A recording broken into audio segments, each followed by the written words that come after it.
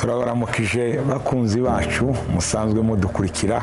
Ni umunezero kuganira namwe kandi kuri uno munsi turashimiye Imana yabanye natwe mu kwezi turangije kwezi kwa mbere.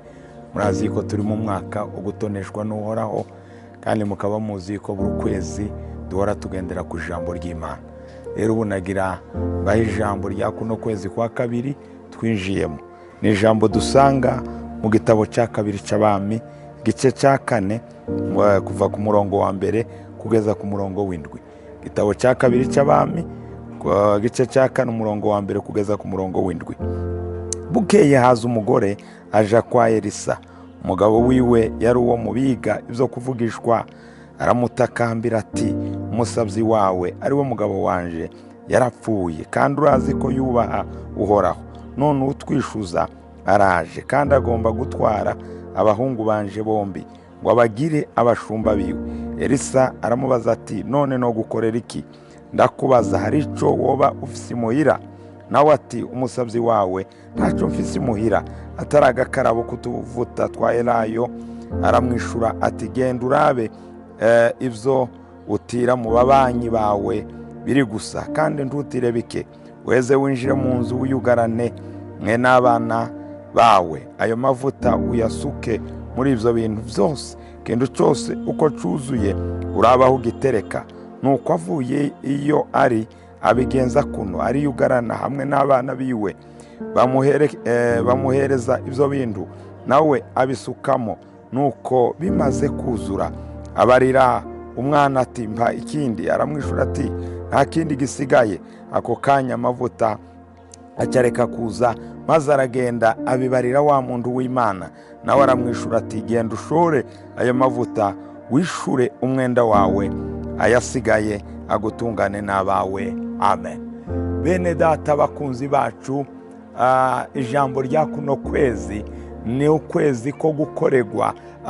Ni ukwezi aho tugiye guhagarara muri ino jambo ritubwira ngo uyu mugore yari afite ikibazo ariko amenya ahantu yitura.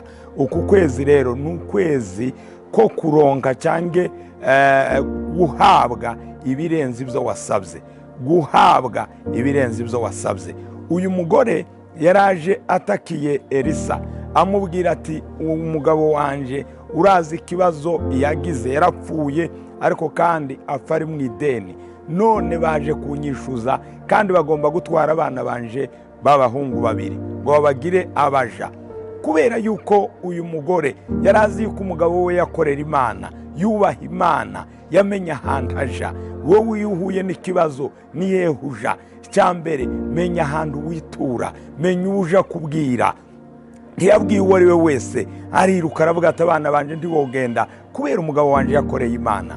Zukuri bene data bakunzi bacu, uku kwezi witege gukoregwa cyangwa guhabwa ibirenze ibyo wari kusaba cyangwa ibyo wari witeze. Kuko uyu mugore yari yiteze kwishurirwa ideni, nico cyari kimuhanze, nico cyari kimuremereye.